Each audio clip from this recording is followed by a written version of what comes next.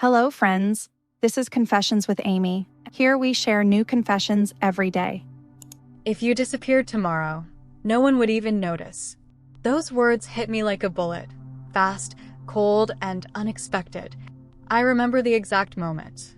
It was a humid Saturday afternoon in Asheville, North Carolina, at my husband's family's backyard barbecue. The kind of day where the sun hangs low, the scent of charcoal mixes with laughter, and the world seems almost perfect. Except for that sentence. Daphne said it. My husband's sister, with that cruel smile that never quite reaches her eyes. I was standing by the picnic table, holding a glass of iced tea, trying to keep the peace as I always did. This was supposed to be a celebration. Family, food, familiar faces. But that moment, that sentence, cracked the whole illusion. I remember the way the words echoed in my head, drowning out the chatter and music. If you disappeared tomorrow, no one would even notice. It wasn't the kind of thing you say to someone you supposedly care about. It was a weapon disguised as a joke. And the worst part? Everyone else laughed. Not a nervous chuckle or a confused pause. Real laughter.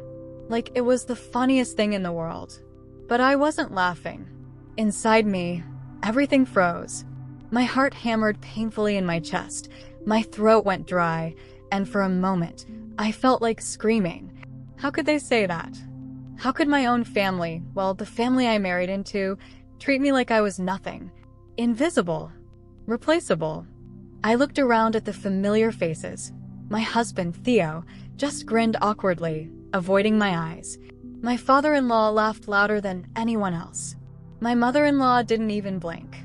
No one seemed to hear the truth behind those words. But I heard it. I felt it.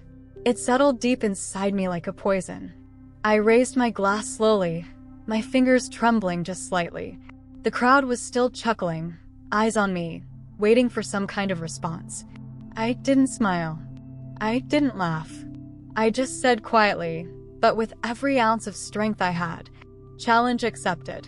That night, I barely slept. Instead, I sat in the dark of our bedroom, my mind racing. I realized I couldn't keep living like this, like a ghost in a house full of people who pretended I didn't exist. I knew I had to leave, not just to get away from them, but to find myself, to prove that I mattered, even if they refused to see it. So I made a decision, one that would change everything. By dawn, I was gone. I left my life behind. No goodbyes, no explanations, just silence. And that was only the beginning. The first moments after I slipped out felt unreal, like I was underwater, distant from the world I had known so well. I left before anyone woke up. No suitcase, just a small backpack with essentials and a heart pounding with equal parts fear and determination. I drove through the early morning mist, watching Asheville fade behind me. The familiar mountains, the streets where Theo and I had built our quiet life, all shrinking into the rearview mirror. I had no destination, only a fierce resolve not to look back. I stopped at a little diner in Boone, a town 2 hours north, tucked in the Blue Ridge Mountains. The air was crisp, smelled of fresh pine and coffee. I ordered a black coffee and sat by the window, watching people go about their lives. None of them knew me. None of them had ever heard my name. For the first time in years, I felt a strange kind of freedom. No one's expectations weighing me down. No whispered judgments. No invisible chains. But it wasn't easy. My phone was silent, and I had deliberately deleted all my contacts, all ties to my past. No calls, no texts, no "where are you?" or "please come back." I wasn't ready for any of that.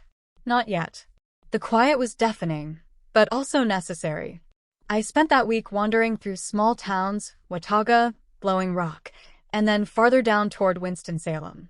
I took odd jobs, barista, bookstore assistant, even dog walker, anything to keep food on my plate and a roof over my head. Every night, I wrote in a journal I found at a thrift store. Pages filled with rage, sadness, hope, and plans. Plans for a new life. A life where my worth wouldn't be decided by someone else's cruelty. Sometimes late at night, I allowed myself to think of Theo.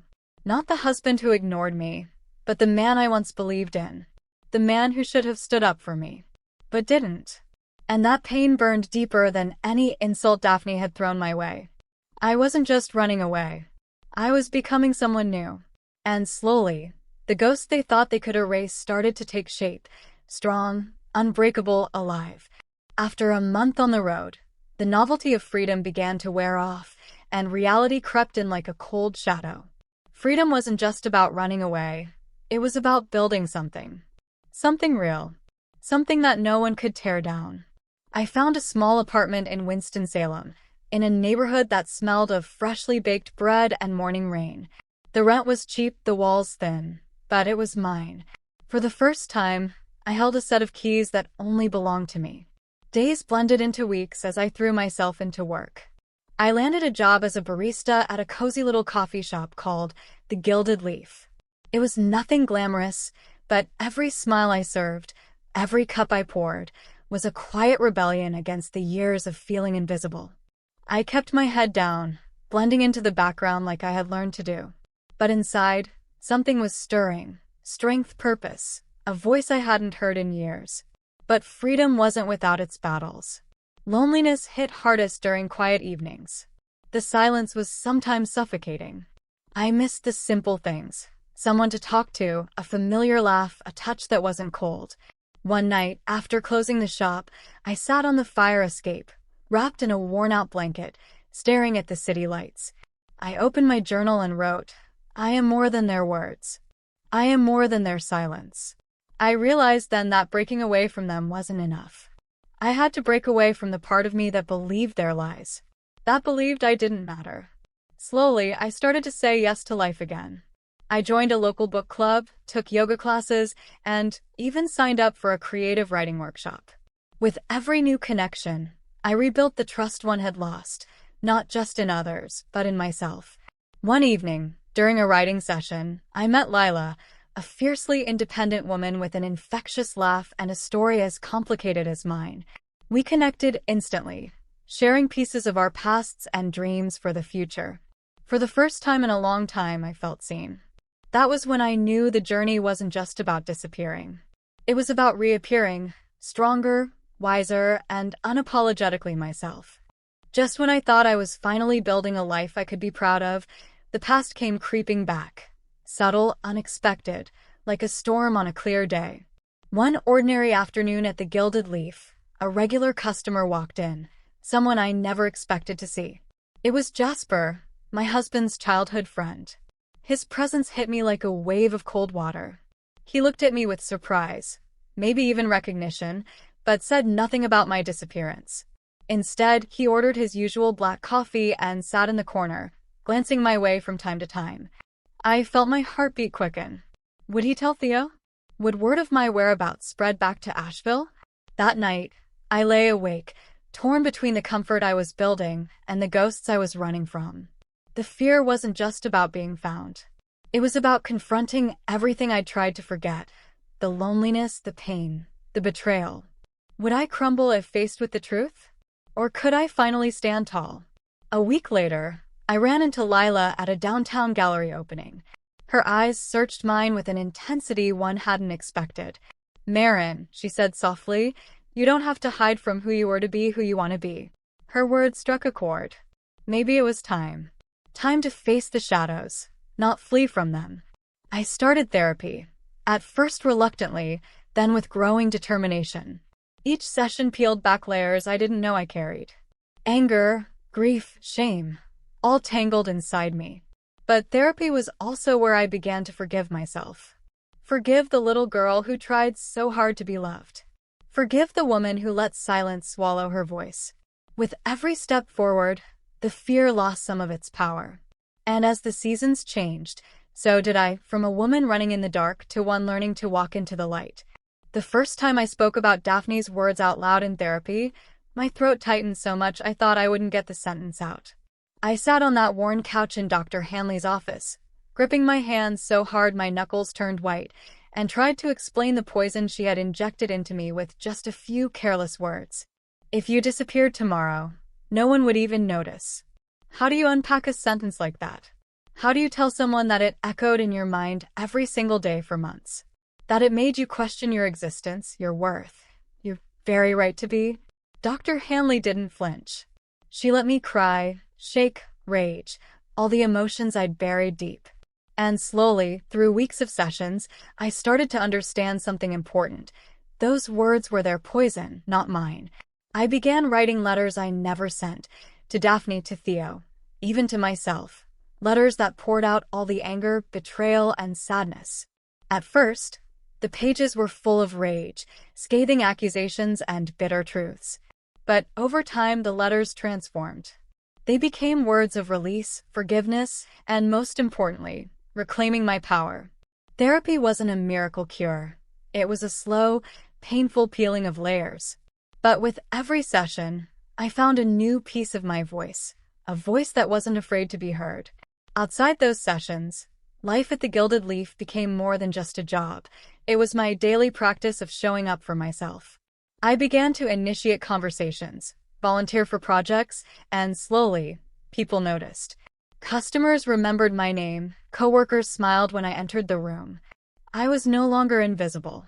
One chilly November evening, Lila and I sat in a corner booth sipping tea, and she said something that stuck with me.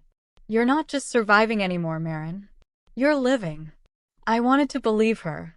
But the hardest part wasn't the healing. It was the thought of going back. Going back to Asheville. To Daphne. To Theo. To that life where my existence was a punchline. I realized then that reclaiming my voice meant something bigger than just healing myself. It meant setting boundaries, standing up for myself, even if it meant severing ties forever. That realization lit a fire in me. I started working on a freelance writing portfolio, determined to tell stories like mine. Stories about breaking free and owning your truth. Slowly but surely, the woman who was told she didn't matter began to carve out a new world, one where she was the author of her own story, not a character in someone else's script.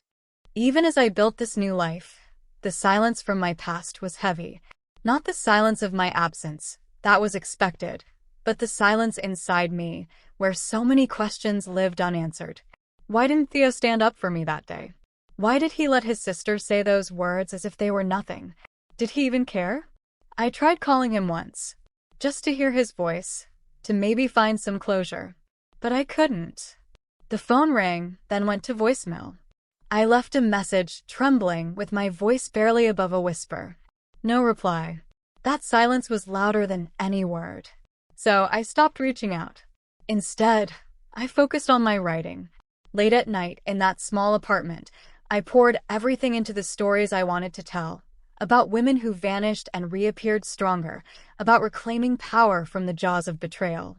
One morning, I woke up to an email that changed everything. A small independent publisher had read one of my pieces online, a raw, personal essay about breaking free from a toxic family, and wanted to talk about publishing a collection. I stared at the screen for minutes, heart pounding. Was this real? Or just a cruel trick? But it was real. And it felt like the first true victory since I'd disappeared. Still, every win came with its shadows. I caught myself imagining what the family back home thought when they heard the news, if they ever did. Would they regret what they said? Would Daphne's words haunt them the way they haunted me? But I realized something crucial. Their opinions no longer held power over me. I had traded silence for voice, invisibility for presence, fear for strength. And with every keystroke, I was writing not just my future, but my redemption. The day my book contract was signed, I felt like I was standing on the edge of a cliff, exhilarated, terrified, but ready to leap. Winston-Salem had become home, but I knew I couldn't stay forever in the shadows of who I was running from. I needed to step into the light, fully and unapologetically. I started attending local readings and writers' groups, places where my voice wasn't just heard but celebrated. For the first time in years, I wasn't just surviving, I was thriving. At one event, I met Maxine, a publisher with sharp eyes and an even sharper mind. She saw the fire in my stories and pushed me to dig deeper, to be bolder. Her belief was contagious. With Maxine's guidance, my collection took shape, a tapestry of pain, courage, and rebirth. Each chapter was a reclaiming of my past and a declaration of my future. But success brought new challenges. I received messages, some supportive, others venomous, from people connected to my old life. Some tried to shame me for leaving, Others dismissed my story as attention-seeking. I won't lie, it hurt. The old wounds flared up. But I learned to face the criticism like a shield, not a sword. Meanwhile, my relationship with Lila deepened. She was my anchor, my mirror, and my fiercest cheerleader. With her, I rediscovered laughter, trust, and the simple joy of being seen. One evening, after a long day of edits and interviews, we walked under the city's glowing street lamps. She took my hand and said, "Marin, you're not just a survivor. You're a beacon." Her words settled deep in my bones. I wasn't just escaping my past anymore. I was illuminating a path forward, for myself and for anyone who ever felt invisible. That night, I slept with a quiet certainty. I was finally free. Success brought me something unexpected, the courage to face the ghosts I'd left behind. One afternoon, I received an email from an old number I had deleted long ago. It was from Theo. His message was short, awkward even. "Marin, I'd like to talk. When you're ready." For a moment, my fingers hovered over the keyboard. Part of me wanted to slam the door shut. Another part, the one that had been wounded so deeply, wanted answers. I didn't respond right away. Days passed. I spoke to Lila about it over coffee. "Do you think you're ready?" she asked gently. I wanted to be, but I wasn't sure what ready even meant anymore. Finally, after nights of wrestling with doubt, I wrote back.